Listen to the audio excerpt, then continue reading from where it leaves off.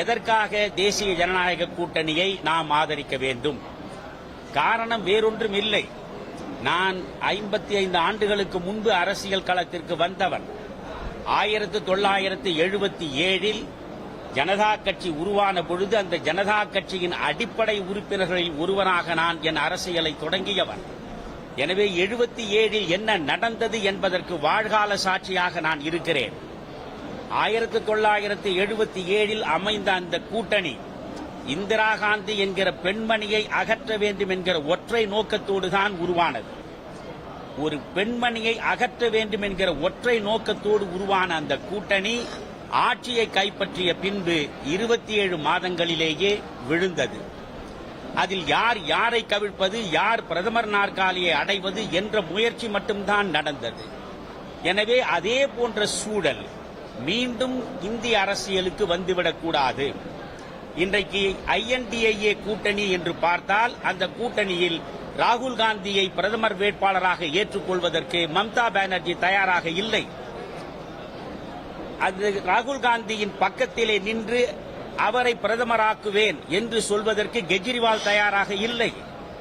அங்கிருந்து சரத்பவாரிலே இருந்து ஒவ்வொருவராக நீங்கள் அந்த கூட்டணியில் இருக்கக்கூடியவர்களை பார்த்தால் ஒவ்வொருவரும் தான் பிரதமராவதற்கு வாய்ப்பு இருக்கிறதா என்ற நினைப்போடும் முனைப்போடும் தான் அந்த கூட்டணியை உருவாக்குவதற்கு முனைந்தார்கள்.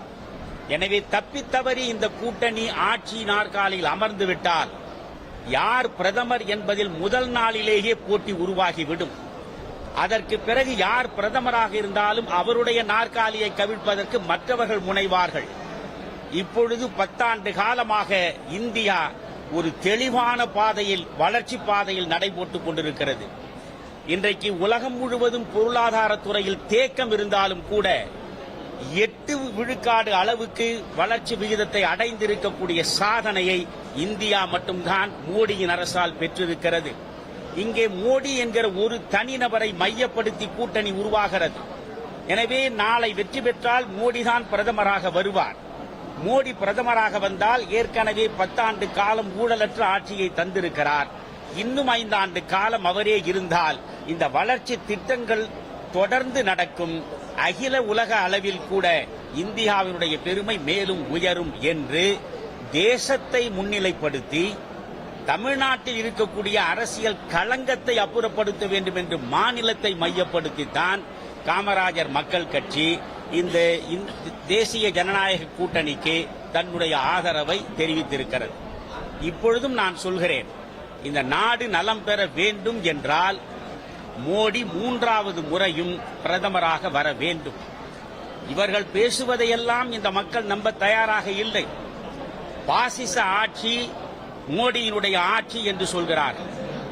நெருக்கடி கால கொடுமைகளை கொஞ்சம் திரும்பி பார்த்தால் இந்த நாட்டில் பாசிச ஆட்சியை வழங்கியது இந்திரா காந்தியா மோடியா என்ற கேள்விக்கு ஸ்டாலினால் பதில் சொல்ல முடியுமா?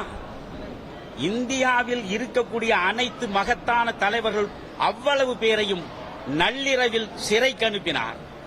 எந்த தலைவர் எந்த சிறையில் எந்த இடத்தில் இருக்கிறார் என்று யாருக்கும் தெரியாது.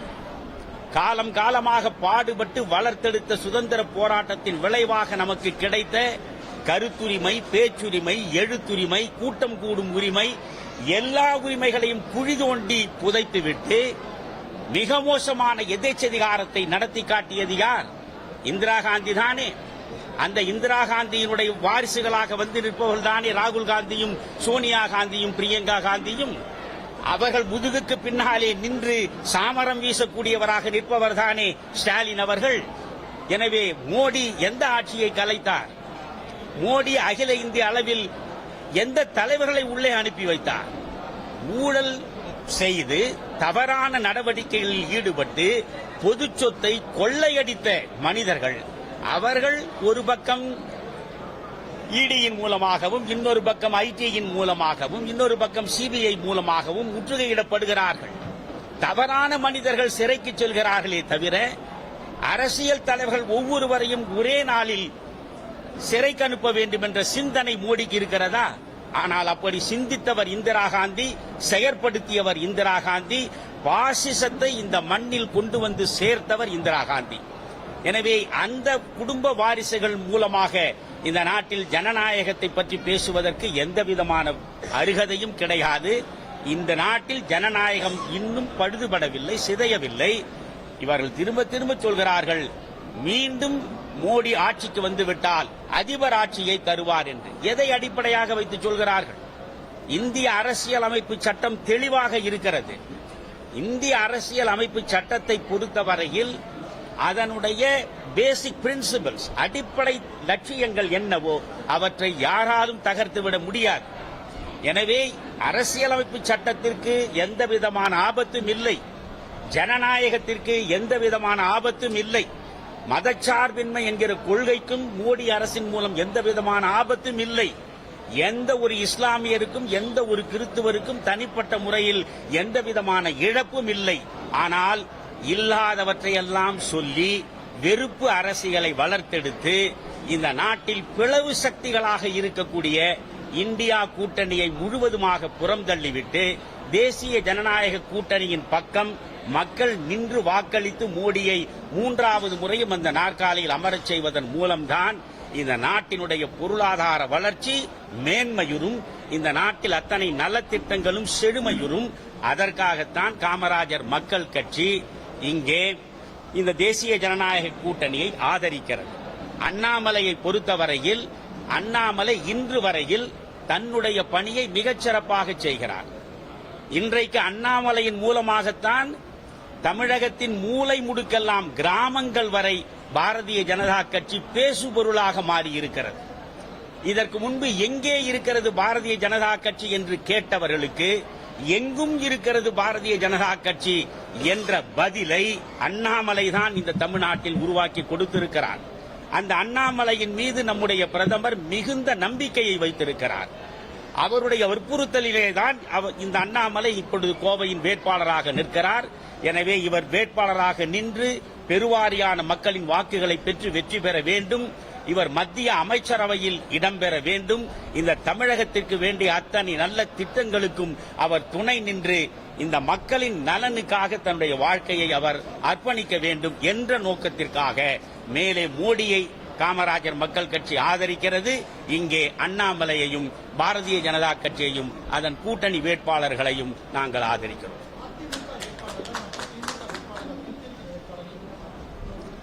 அதிமுக திமுக தான் தெளிவாக சொன்னேன். நீங்கள் தயவு செய்து இது நடக்கக்கூடியது நாடாளுமன்ற தேர்தல். இந்த நாடாளுமன்ற தேர்தலில் நாட்டை ஆளப்போவது யார் என்கிற கேள்விதான் உங்கள் முன்னாலே வந்து நிற்க வேண்டும்.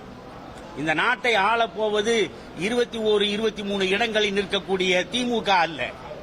திமுக 23 தொகுதிகளில் நிற்கிறது என்றால் 23 இடங்களிலும் அவர் வெற்றி பெற்று விட்டாலும் கூட ஸ்டாலின் பிரதமராகிவிட முடியுமா?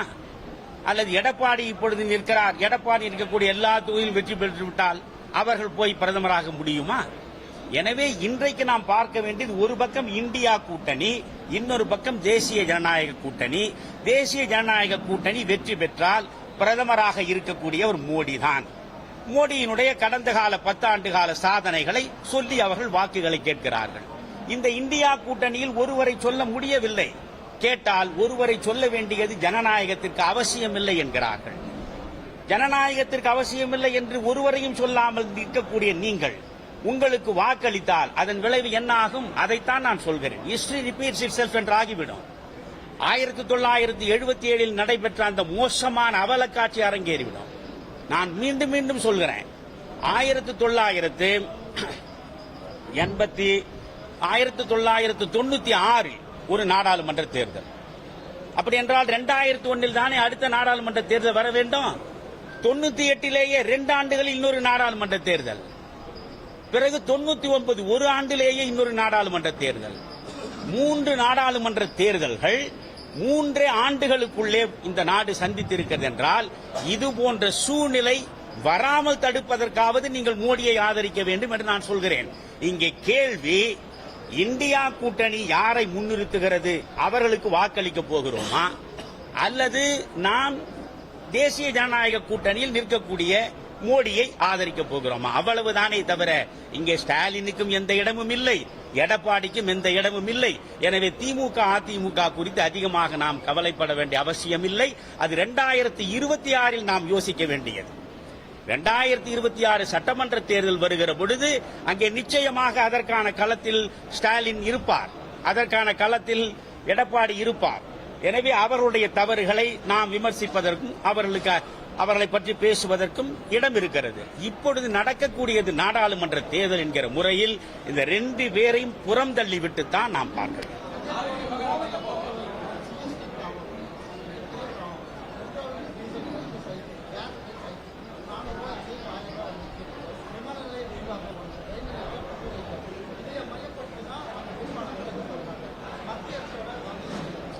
அதாவது எந்த ஒரு ஆட்சியை நடந்தாலும் அந்த ஆட்சியை மனிதர்கள் தான் நடத்துவார். வானத்திலிருந்து வந்திறங்கக்கூடிய தேவர்கள் நடத்துவதில்லை. மனிதர்கள் என்று சொன்னாலே நிறையும் குறையும் உள்ளவர்களாகத்தான் இருப்பார். எனவே மோடியினுடைய ஆட்சியில் ஒரு குறை கூட கிடையாது என்றெல்லாம் நான் சொல்ல வரவில்லை. நீங்கள் ஜிஎஸ்டியில் சில பிரச்சனைகள் இருக்கிறதா, அதை தீர்ப்பதற்கு நிர்மலா சீதாராமன் முனைகிறார், அதை தீர்ப்பதற்கு மோடி அரசு முனையும். எனவே மீண்டும் என்னென்ன பிரச்சனைகள் இருக்கின்றன என்று பட்டியலை கொடுப்பதற்குத்தான் இங்கிருந்து அண்ணாமலையை நீங்கள் அனுப்பி வைக்கிறீர்கள்.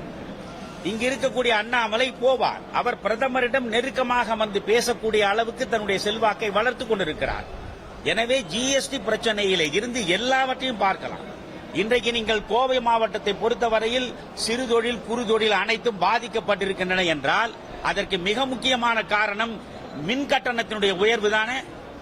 இந்த மின் கட்டணம் 3 மடங்கு 4 மடங்கு உயர்ந்திருக்கிறது. இதற்கு மோடி அரசா காரணம்? இதற்கு தமிழ்நாட்டிலே இருக்கக்கூடிய இந்த திராவிட மாடல் அரசு தானே காரணம்? எனவே இந்த கோவையை பொறுத்தவரையில் தொழில் பாதிக்கப்பட்டிருக்கிறது என்றால் அதில் முதல் குற்றவாளியாக நிற்பது இங்கே இருக்கக்கூடிய திராவிட மாடல் அரசு தான், நம் மாண்புமிகு ஸ்டாலின் அவர்கள் தான்.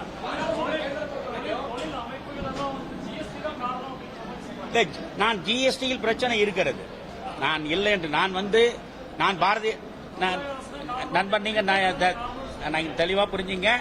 நான் பாரதிய ஜனதா கட்சியில் உறுப்பினர் இல்லை, நான் பாரதிய ஜனதா கட்சியில் உள்ளவன் இல்லை சொல்றேன்.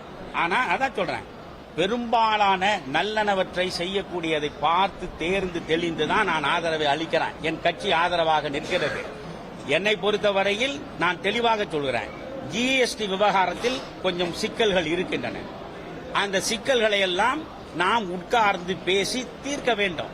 இன்னொரு 5 ஆண்டு காலம் வாய்ப்பு கிடைக்கிற பொழுது எவையெல்லாம் இந்த பிரச்சனைகளோ அந்த பிரச்சனைகளை நான் என்ன சொல்றேன், உங்களுக்கு 39 பேர் இங்கிருந்து 40 தொகுதி பாண்டிச்சேரியோட இருக்கு. 39 பேர் திமுக கூட்டணியை சார்ந்தவர்கள் தான் போனார்கள்.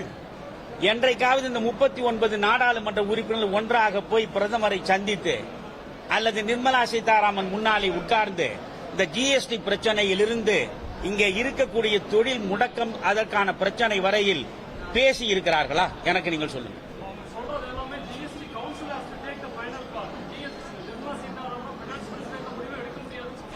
அதுதான் அது வந்து இது பலமுறை அவங்க சொல்லிட்டாங்க, நாடாளுமன்றத்திலே அவங்க வெளிப்படுத்திட்டாங்க.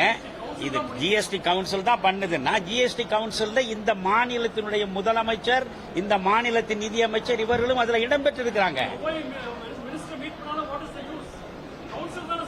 கவுன்சில் தான் முடிவு பண்ண. Council you have to register your protest, you give your own suggestion, you ask them to reconsider GST.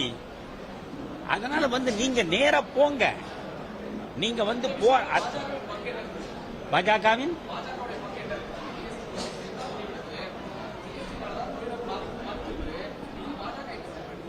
Sir GST விவகாரம் தான் பாஜக, அதாவது தொழிலை பாதித்திருப்பது முழுவதுமே ஜிஎஸ்டி விவகாரம் மட்டும் இல்லை ஐயா.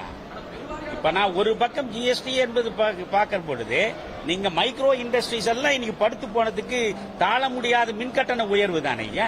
அந்த பக்கமும் பாருங்க, அந்த மின்கட்டண உயர்வு மேல இருந்து மோடி போடல, அதை முழுக்க இங்க இருக்கிற திராவிட மாடல் அரசு தான் போட்டிருக்கு. நான் வந்து I agree with you. There is some problem in GST, but the problem has to be sorted out. அதுக்கு வந்து நீங்க அடுத்த முறை 5 ஆண்டு காலம் நீங்க வாய்ப்பை வழங்குற பொழுது என்ன உங்களுக்கு there is no other alternative. நீங்க மறந்தும் இன்னொரு முறை ராகுல் காந்தியோ மற்றவர்களோ இந்த ஆட்சியில் வருவதற்கு வாய்ப்பு இல்லை. எனவே மீண்டும் மோடி தான் வரப்போறார். அப்படி மோடி வரும்போது நாம மிகுந்த நட்புணர்வோட இதில் உள்ள பிரச்சனைகளை சொல்ல முடியும். நிர்மலா சீதாராமனே ஒரு தமிழ்நாட்டை சார்ந்த தமிழச்சி தானே. எனவே நிர்மலா சீதாராமன் இங்க இருக்கிற 39 நாடாளுமன்ற உறுப்பினர்கள் பல பேருக்கு லாங்குவேஜ் பேரியர் இருக்கலாம், அவர்களால் நினைத்ததையெல்லாம் வெளிப்படுத்த முடியாமல் இருக்கலாம். அதுதான் துரைமுருகனே சொல்லிட்டாரு, ஒன்னு ஹிந்தி தெரியணும் அல்லது இங்கிலீஷ் தெரியணும், ரெண்டும் தெரியாதவன் எதுக்கு நாடாளுமன்றத்துக்கு போகணும் அப்படின்னு துரைமுருகனே சேம் சைட் கோல் போட்டிருக்காரு. ஆனா நாம நீங்க தான் நிர்மலா சீதாராமன் வந்து தமிழ் தெரிஞ்சவர், தமிழர் தான், போய் தமிழ்ல சொல்லுங்க. இந்த ஜிஎஸ்டி கவுன்சில் மேல நீங்க மாத்தி போடாதீங்க. ஜிஎஸ்டி கவுன்சில் ஆண்ட யார் பேசுறது? நாங்களா போய் ஜிஎஸ்டி கவுன்சில் நேரா போய் பார்க்க முடியும்? நாங்க உங்களை தானே தேர்ந்தெடுத்திருக்கோம். You are my representative, so you have to represent my case to GST. அதை நீங்க சொல்லுங்க. அதனால இது வந்து முழுக்க நாம் பேசி தீர்க்க வேண்டியது. என்னென்ன பிரச்சனை இருக்கோ பிரச்சனைகளை பட்டியலிடுவோம், பட்டியலிட்டு அந்த பிரச்சனைகளுக்கு தீர்வு காண முயலும். வெறும் போராட்டங்களினால் எந்த தீர்வும் வராது. உரையாடல்களின் மூலமாகத்தான் எல்லா தீர்வும் வரும் என்று சொல்வதுதான் காந்தி. அதை நான் நம்புறேன்.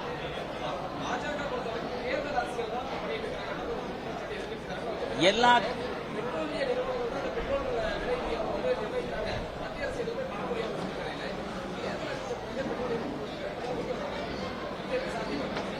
எல்லாமே தேர்தல் அரசியல் தாங்க.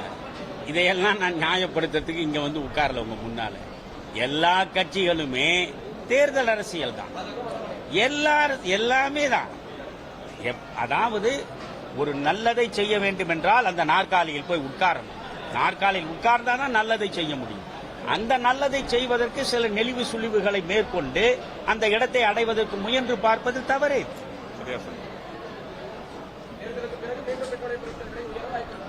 நிச்சயமா உயரும், அடுத்த தேர்தல் வரும்போது இறங்கும். சரி, ரொம்ப நன்றியா. பாப்பையா ரொம்ப ரொம்ப மகிழ்ச்சியா. பாப்பேன் நீ கேள்வி எல்லாமே கரெக்ட். எனக்கே வந்து ஜிஎஸ்டி